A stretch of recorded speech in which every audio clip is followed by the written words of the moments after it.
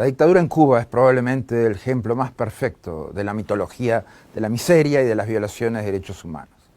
Que el pueblo de Cuba recupere la soberanía es fundamental en un continente que definitivamente no debe albergar dictaduras, ni crímenes de lesa humanidad, ni condiciones sociales insostenibles para su pueblo. El fin de la dictadura implica que el proceso de la revolución que introdujo un sistema fracasado debe dejar paso a nuevas oportunidades para la gente en el disfrute de sus derechos, de dejar paso a que la gente pueda ser libre, sin control total de la vida pública y privada por parte de un Estado totalitario y corrupto. La dictadura cubana ha fracasado en lo que significa acceso a derechos y equidad, ha fracasado su sistema productivo, ha fracasado su manejo financiero, ha fracasado su manejo de la economía. La única forma de licuar sus deficiencias sociales es empujando a su gente al exilio. Se trata de un sistema que es incapaz de dar trabajo digno y honesto a su gente, que es incapaz de abrir su juventud a iniciativas, incapaz de generar un sistema productivo competitivo e incapaz de lograr soluciones para las más simples cuestiones financieras como el funcionamiento de una tasa de cambio real.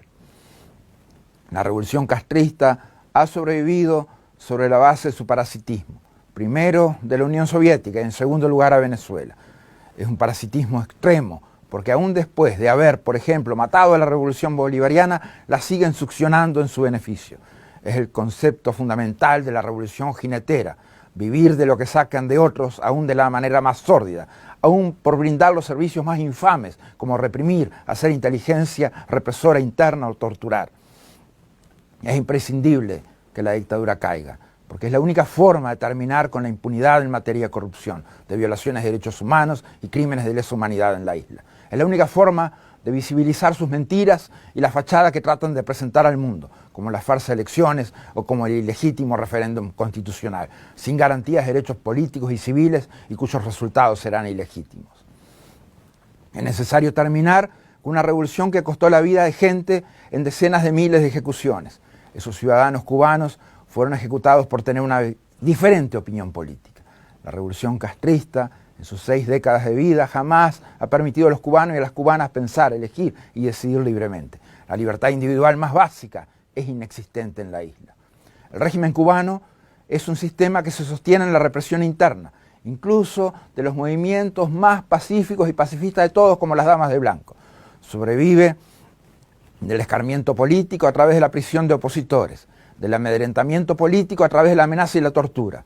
Un régimen que no admite ser juzgado y no admite el menor escrutinio por su propio pueblo. Un régimen en el cual silenciar las voces disidentes es la forma de sostener la impunidad de los dictadores.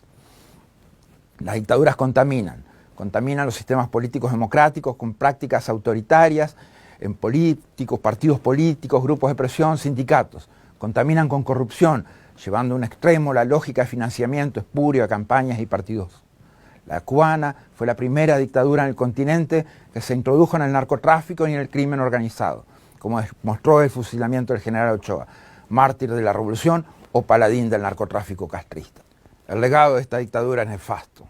Nos deja miles de ahogados y desaparecidos en el mar, millones de exiliados migrantes, nos deja los Marielitos y también nos deja varios intentos revolucionarios fracasados en toda América Latina con un altísimo costo de muerte, violaciones de derechos humanos y sufrimiento de la gente.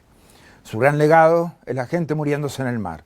Su legado son los fusilamientos, la víctima de la tortura, los asesinatos extrajudiciales y las detenciones arbitrarias, la distribución de la miseria, la falta absoluta de libertades y de garantías fundamentales. No hay nada de eso que querramos. Nada de eso le deseamos al pueblo cubano.